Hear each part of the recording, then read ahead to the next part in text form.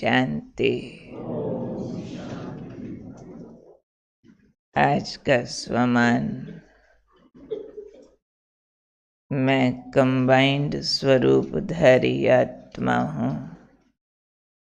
बाबा और मैं दो साथी। कंबाइंड मीन्स एक दूसरे से जुदा नहीं हो सकते, साथ साथ है। पर आज फिर से बाबा ने कैसे बाबा को साथ फील करो, बोरियत दूर करो, मनोरंजन फील करो, वो समझाया है। क्योंकि कल भी बात की थी, किसी किसी को लगता है कि अकेले हैं, या तो कोई संगी साथी है नहीं, अगर है तो अपने अनुकूल नहीं है। हमारा ब्राह्मण जीवन तो निराला होता है ना, अनुकूल नहीं है तो भी बात नहीं बनती है। तो इसलिए बाबा ने कहा, जब अकेलापन फील करो ना, तो ज्योति बिंदु को याद मत करो। नहीं तो रोज बाबा मुरली में कहते ना, कल कहा इस ब्रह्मा को भी याद नहीं करना, सिर्फ मुझे याद करो, मेरे से वर्षा मिलेगा। आज बाबा ने कहा, कईयों को ना रियायत दे दी कि जब अकेलापन फील करो तो ज्योति बिंदु को याद नहीं करो, बोर हो जाएंगे। उस समय क्या करो? 3-4 काम बाबा ने कहे हैं।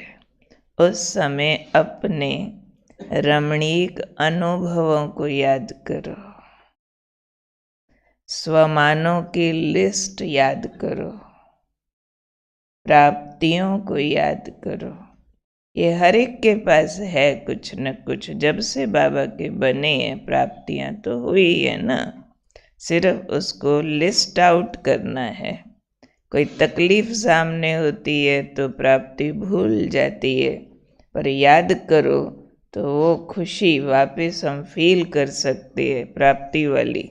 जब जब अच्छे अच्छे अनुभव हुए, रमणीक, जब लग रहा था बस और कुछ नहीं चाहिए, बस मधुबन में ही रह जाएं, बस बाबा मिला, सब कुछ मिला, मेरे जैसा भाग्यवान कोई नहीं। बहुत मौके ऐसे आते हैं, उनको दोहराओ, स्वमानों की लिस्ट को याद करो।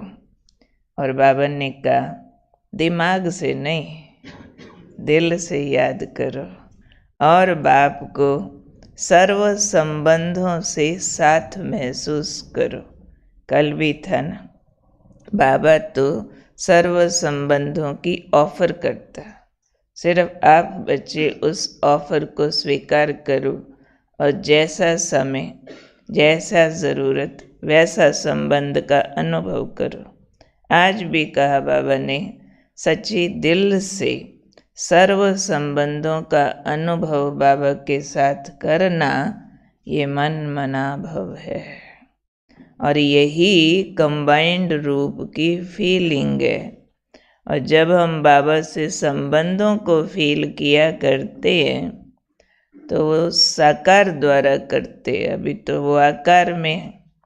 अकेला निराकार वो तो बाप है, फिर माँ फील करना है तो ब्रह्मा द्वारा, भाई फील करना है, दोस्त फील करना है, जो भी बाकी संबंध फील करने हैं, टीचर भी है तो भी, सतगुरु है तो भी ब्रह्मा तन में आके बनता है ना।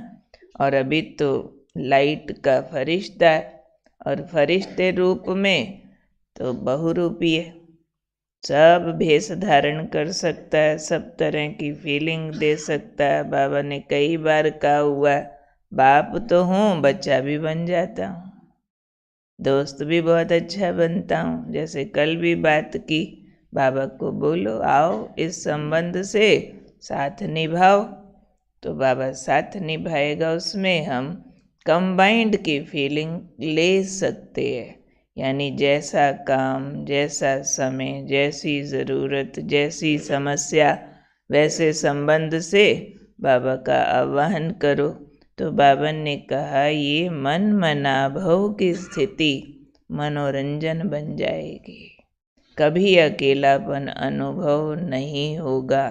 तो अकेलेपन से बचने के लिए, बोरियत से बचने के लिए बाबा को सर्व संबंधों से याद करना है, कंबाइंड स्वरूप फील करना है कि दिस वे दैट वे बाबा साथ है ही। संबंध के रूप से तो, प्राप्तियों के रूप से तो, स्वमानों के रूप से तो बाबा साथ है ही है। चाहे बाबा को छोटे साइज में फील करो या बड़े साइज में फील करो, सतगुरु देख लो या दोस्त देख लो या साजन देख लो, बाबा में शक्ति है सर्व संबंधों को सेटिस्फाई करने की। परंतु हम सच्ची दिल से याद करें उस वक़्त, सिर्फ दिमाग के घोड़े ना दौड़ाते रहें।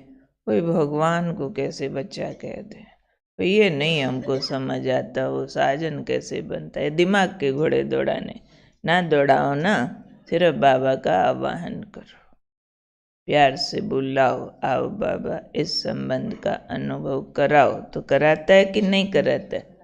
देखो सबके सिर हिल रहे, कराता है। बस इसको कंटिन्यू रखना है, निरंतर करना है। बीच बीच में जो गैप्स आते हैं ना, उन गैप्स को फिल करना है, ताकि वो निरंतर कंपेनियन की फीलिंग होती रहे और हमारे दिल से, मुख से हमेशा निकले, भगवान मेरा साथी है, हमारा नहीं, सिर्फ मेरा साथी है। जैसे कोई फिजिकल साथी होता है तो कैसे निश्चय बुद्धि के शब्द निकलते, भी फलाना साथ है। तो भगवान साथ है ऑल द टाइम। ये फीलिंग जिसको आती रहेगी तो उसका तो कोई बाल भी बांका नहीं कर सकता। क्लियर? आज का स्वमान, मैं कंबाइंड स्वरूप धारी आत्मा हूँ, भगवान और मैं दो जीवन साथी हैं पक्के, जुदा नहीं हो सकते संगम युग पर।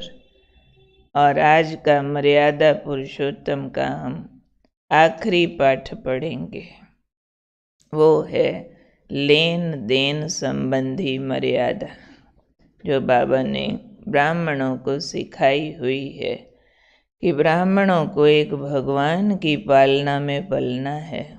इसलिए ब्राह्मण बच्चों को बाबा की ये शिक्षा है कि आपस में एक दूसरे से गिफ्ट का लेन देन न करें। ये हमारी मर्यादाओं की लिस्ट में आता है। आपस में एक दूसरे से धन का उधार न करें, धन का लेन देन न करें, क्योंकि धन कलयुग में बहुत बड़ी शक्ति है जो मन बुद्धि को खींच लेता है।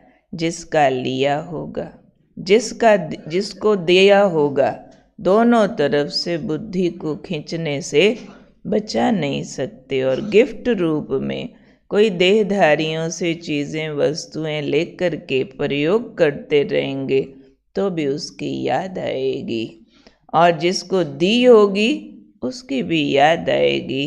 तो टोटल जो बाबा ने फार्मूला दिया हुआ है, देह सहित देह के सब संबंधों को भूल, अपने को आत्मा समझ, एक बाप को याद कर, मीन्स देहधारियों की कहाँ कहाँ रस्सियाँ बांध के हमें खींच सकती है, उसको हमने कट करना है। इसलिए लेन देन जहाँ सिर्फ संबंध निभाने के लिए अनिवार्य है, न किया तो टूट जाए संबंध, वहाँ निभाने अर्थ करना है। निभाने अर्थ भी टू द पॉइंट, शौक अर्थ नहीं, चॉइस नहीं और दिखावा नहीं, निभाने अर्थ। अगर 2 रुपये में निभाया जाता है तो 100 रुपया नहीं लगाना है। अगर कोई ने गिफ्ट दिया, नहीं लिए से युक्ति आती है, काम चलता है, तो लेना ही नहीं है। हिसाब और किताब हर चीज़ का बनता है। अब तो हमने अंतिम जन्म में सारे अकाउंट चुकतू करने हैं और नए हिसाब किसी के साथ बनाने नहीं है। पहले ही डब्बा भरा हुआ है देहधारियों की याद से, उसको खाली करने का जोर लगा रहे हैं, तो नए क्यों हिसाब और बनाएं? पुराने ही चुकतू करने हैं। इसलिए बाबा ने कहा हुआ है, ब्राह्मण बच्चे आपस में एक दूसरे के घरों में, शादी पे, जन्मदिन में, पार्टियों में आना जाना नहीं कर सकते। लौकिक रस्में हैं, हमारा अलौकिक संबंध है। हम एक दूसरे के साथ संबंध जोड़ते हैं सिर्फ आध्यात्मिक उन्नति के लिए। लौकिकता में अगर जुड़ेंगे तो हमारी आध्यात्मिक उन्नति होती होती वापस हो जाती है। उसमें तो पहले ही हिसाब और किताब है। इसलिए ब्राह्मण भाई बहनों के लिए ये भी निर्देश है कि आपस में एक दूसरे के घरों में रिश्ते नहीं जोड़ सकते। शादियों वाले वो तो सख्त मना है, क्योंकि हमारा पवित्रता का मार्ग है इतना ऊंचा। तेरा लड़की मेरा लड़का शादी करे, नॉट अलाउड। क्योंकि भले दुनिया में कोई करता है करे, लेकिन इस परिवार में पवित्रता की उच्चतम रस्म और रिवाज है, उसको बरकरार रखना है। ये 3-4 जो लेन देन संबंधी मर्यादाएं हैं, मैंने शॉर्ट में हेडलाइंस के रूप में ही सुनाई है। लेकिन आज हमें ये वाला पार्ट पूरा करके कल से अपना नेक्स्ट चैप्टर शुरू करना है।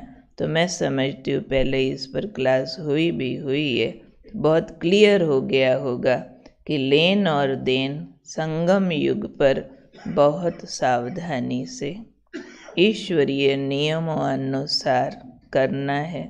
जहाँ क्लैरिटी ना हो वहाँ निमित्त से राय कर लेनी है, ताकि हिसाब किताब से बचा जा सके। क्लियर? आज